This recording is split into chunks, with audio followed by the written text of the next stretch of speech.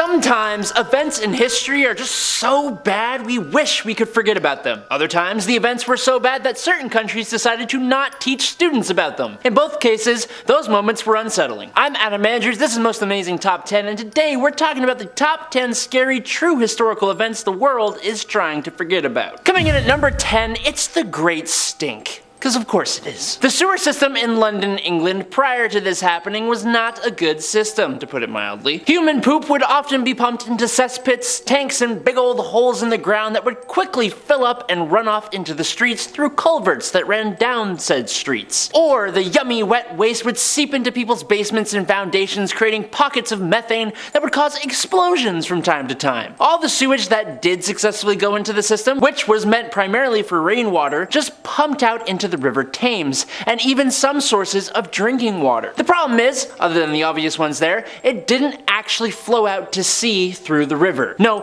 it actually dispersed among the river thanks to the tidal nature of said river, which meant for centuries the river was just being injected with more and more and more sewage, which seeped into the ground all around the giant open sewer river that in the summer of 1958 all bubbled up to the surface thanks to the heat and released its lovely malodorous stench for all those far and wide around the city of London to sniff up.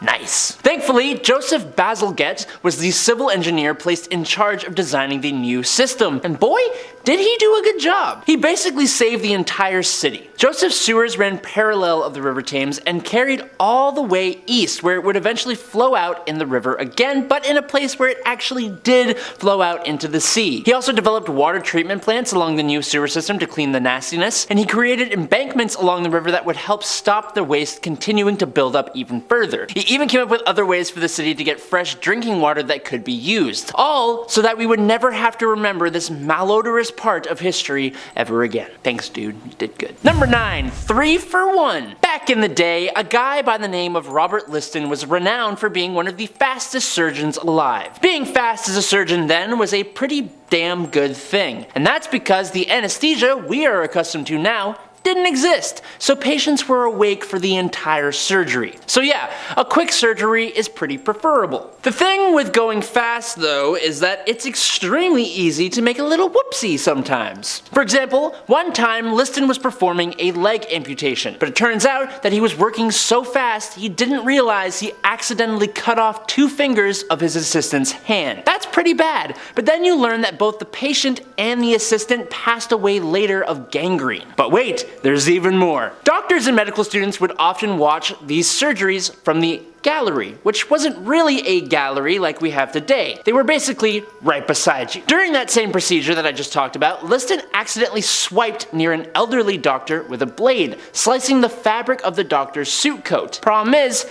he thought he had been cut open, most likely because this guy just accidentally cut off his assistant's fingers. The doctor went into shock and passed away from a heart attack. This man took out 3 people just trying to save 1. That's insane. Number 8, the Berlin Wall. Most people are probably aware of this, but for younger audiences, maybe not. Basically, for about 30 years during the Cold War era, the Berlin Wall separated Germany's communist east side from the democratic west side. The makeshift wall itself was constructed overnight on the 12th and I guess the 13th of August 1961 by the German Democratic Republic to stop Western fascists from entering East Germany and undermining the building of a socialist state. But really, the wall was mainly just there to stop people from defecting from the east side to the west side. It wasn't exactly a big agreed upon thing, so people in Berlin woke up on August 13th completely cut off from family, friends, work, and their own homes, with no way to get from east to west. Eventually, the quickly built wall was replaced by a 12-foot tall, 4-foot wide concrete barrier guarded and covered with booby traps. At least 171 people were killed just trying to get over, under, or around the Berlin Wall, which stood until the 9th of November 1989. Maybe we should stop building walls between each other and just accept each other. Number 7, the disappeared. I can honestly say that I never knew about this, and I think the US involvement may be why no one wants you to know. Also, forewarning, I'm sorry if I mispronounce anything here, feel free to correct me down below, and that goes for all the points. So, in September 1973, Chile's president Salvador Allende was overthrown in a coup that was assisted by the US government. General Augusto Pinochet then took over, and he was not good. Augusto was a very ruthless leader and did not let up on anyone who spoke out against him. Journalists, politicians, celebrities, pretty much anyone who spoke out seemed to suddenly disappear. Some were later found in alleyways or ditches all over Santiago, while others were never found at all. This American-backed leader essentially used the National Stadium as a secret terror base where he rounded up those who opposed him and did some pretty unspeakable things. During the 17 years that he ruled, around 40,000 people were subjected to horrible treatment, while at least 3,200 of them passed away or just straight up disappeared. Number 6. Atom bomb, baby. J. Robert Oppenheimer first witnessed the devastation caused by the device that he created on July 16, 1945. He was not wrong to be afraid of it. Ever since the obliteration of Nagasaki and Hiroshima, taking the lives of between 129,000 and 226,000 people, the entire world knows the absolute world-ending potential nuclear war could unleash. Oppenheimer was the leader of the Manhattan Project in Los Alamos, New Mexico, beginning in 1942, which was basically meant to figure out how to use atomic energy for the military. They were successful enough that it directly led to Oppenheimer wanting to completely stop development, and then, when they wouldn't, he straight up resigned. Instead, he became chairman of the General Advisory Committee of the Atomic Energy Commission, and in October 1949, he opposed the development of the devices that he helped create. This simple opposition led to him being labeled a communist supporter, suspended from secret nuclear research, and stripped of his security clearance by the Atomic Energy Commission. As soon as these devices were created and we saw their full unbridled power, not to mention the fallout that takes place afterwards, I think we can all say we would like to forget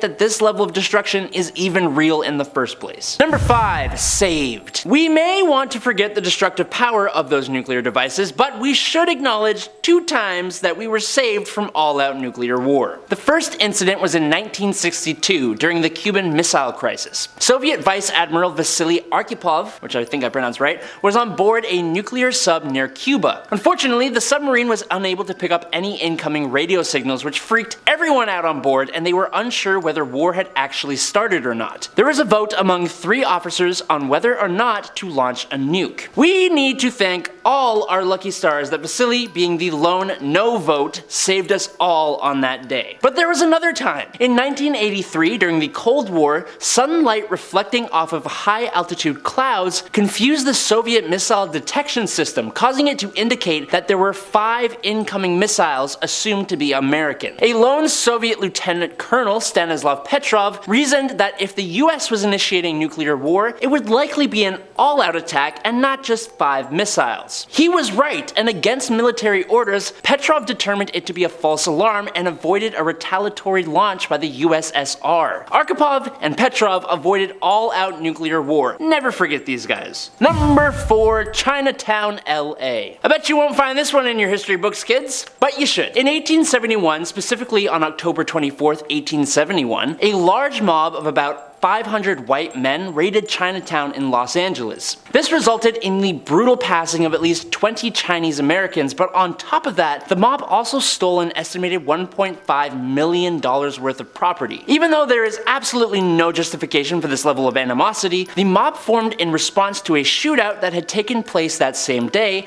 that ended up taking the life of police officer Robert Thompson. That itself caused a commotion, and people began shouting the absolutely horrible statement that the Chinese were trying to take the lives of white people. You add some fear together with some ignorance and a large heaping spoonful of racism, and boom, a mob emerged. It was the very start of a decade of similar occurrences against Asian American communities in the US, which even led to the passing of the Chinese Exclusion Act, which prohibited all immigration of Chinese laborers. It's horrible, but that's America's history, ain't it?